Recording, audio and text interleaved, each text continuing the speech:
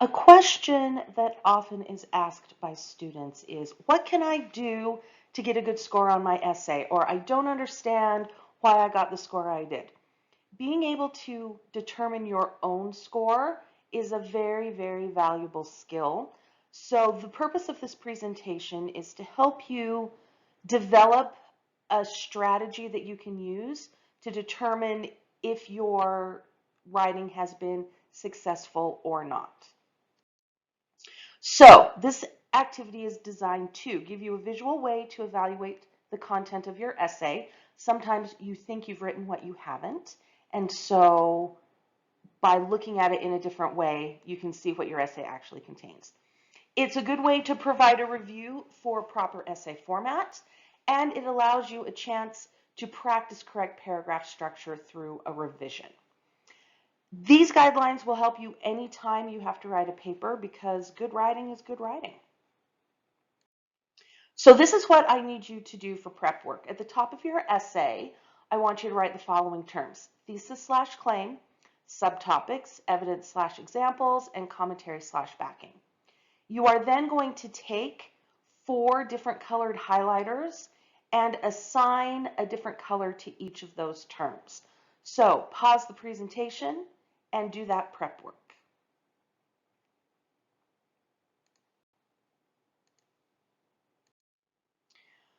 Then let's take a look at the prompt. Specifically, you are going to look at your synthesis essay 1 about fixing the Postal Service.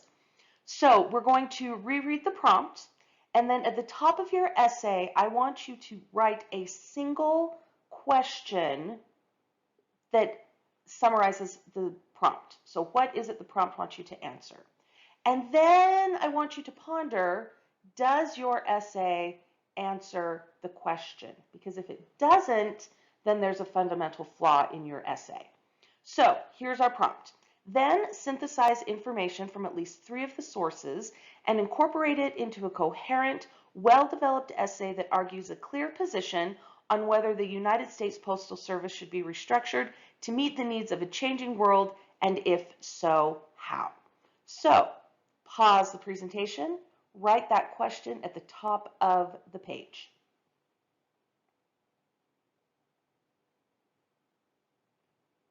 So if I were going to summarize this prompt in a single question, it would be, should the post office be changed, and if so, how? Keep in mind that the answer to that question may be no, it doesn't need to be changed, and that's totally fine. All right, let's take a look at your thesis. You are going to take some time right now to read your synthesis essay 1, and I want you to highlight your thesis or claim every time you mention it in your essay. So every time you see that claim, highlight it. And the question to ponder is, how many paragraphs should you mention your thesis and claim in? So pause the presentation, read, and highlight.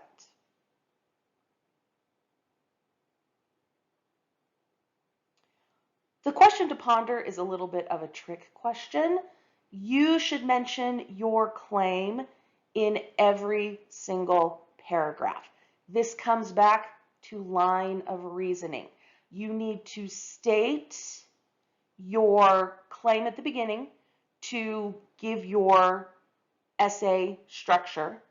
You need to state your claim in every paragraph to tie all of that information back to prove your claim, and you need to put it in your conclusion to wrap things up.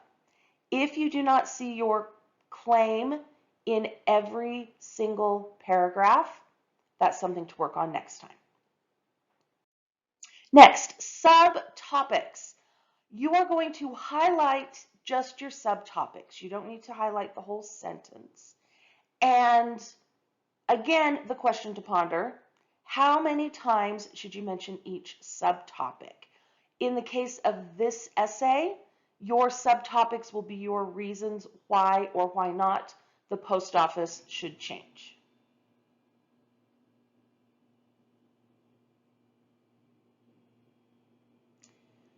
Your subtopics should be in the introduction, because you're going to state them in your claim, and in the support paragraph about that particular topic.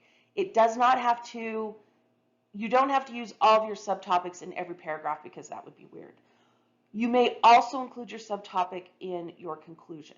So you should mention your subtopics at least in 2 paragraphs, your introduction and the paragraph about that particular subtopic. Let's move on to evidence and examples. Please highlight those. Now this includes direct quotes or paraphrases. Both are considered acceptable for this essay. And then the question to ponder, how many pieces of evidence should you include for each subtopic?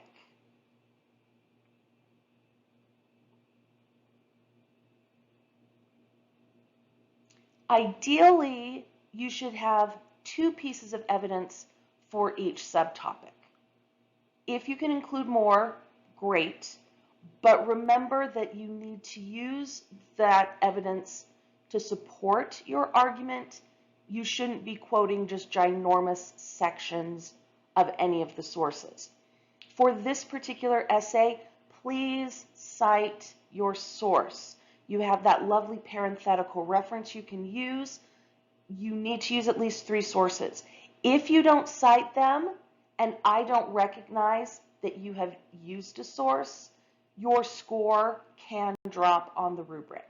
So please make sure you cite those sources.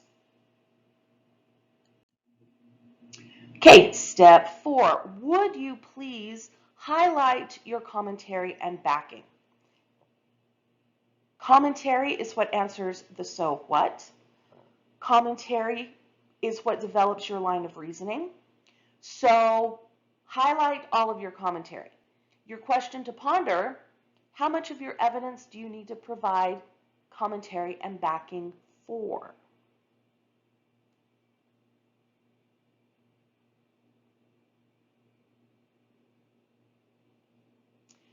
This is a trick question. You need to provide commentary for every single piece of evidence. Every one. If all you're doing is supplying evidence, you're not creating an argument. If I want to read the sources, I have access to the prompt too. You need to tell me how that evidence matters with your commentary. Your goal is to have 2 pieces of commentary for every piece of evidence. That's not always possible, but that should be your rough guide for how much commentary you need. All right, so let's talk about academic voice. With a red pen or another color of pen that's different than the one you used to write your essay, there are some things I want you to underline. So underline anytime you refer to yourself, like my, or I will tell you, or if you address your audience directly as you. That is not appropriate academic voice and shouldn't be in an essay like this. Underline anything that says this essay is about or will show, or I will use these sources. I know that. Your reader knows that. That's the purpose of your essay. That is just taking up space that's not necessary. Underline anytime you refer to the author or the source just by first name. Hopefully you avoided that on this particular essay, but that's not good academic practice. Underline any words or phrases that are too informal, including exclamation points. Exclamation points do not belong in this kind of writing. Text abbreviations, any kind of abbreviations are not appropriate academic voice. As you do that, here's your question to ponder. Why should you develop an academic voice in your writing?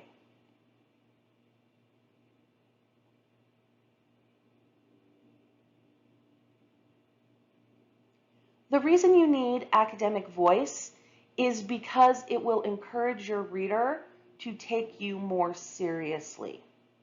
If you write in a way that's too informal, it can make you sound young, it can make you sound inexperienced, and you don't want that. You want your reader to believe what you have to say and a strong academic voice can help with that.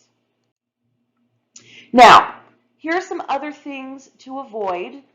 Go ahead and pause the presentation so you can read through those. If you do these, is it wrong? No, but many of them are going to just take up space in your essay and not help improve your argument. So if you're in the habit of doing these things, now's the time to break that habit.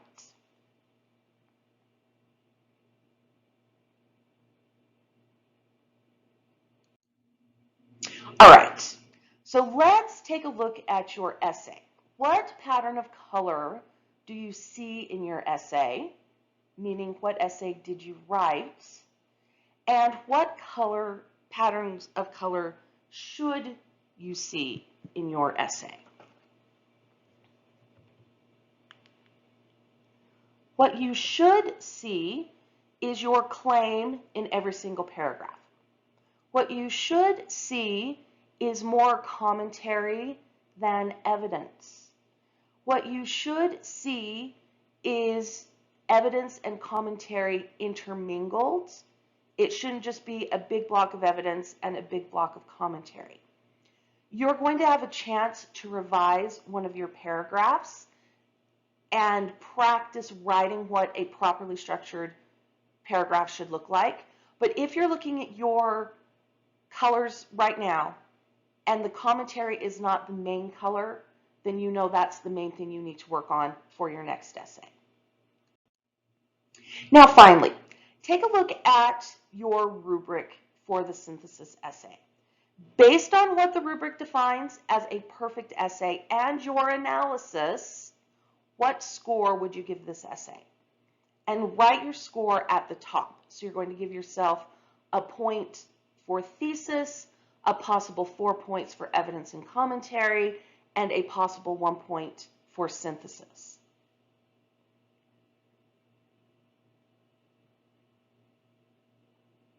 Ideally, your score should match the score that your teacher gave you. That means you understand the rubric, you understand how your teacher is using the rubric, and more importantly, you understand how the graders for the test will use the rubric. So, going forward, keep this in mind that you need your claim in all of your paragraphs. You should have more commentary than evidence, and your evidence and commentary should be intermingled to create a strong argument.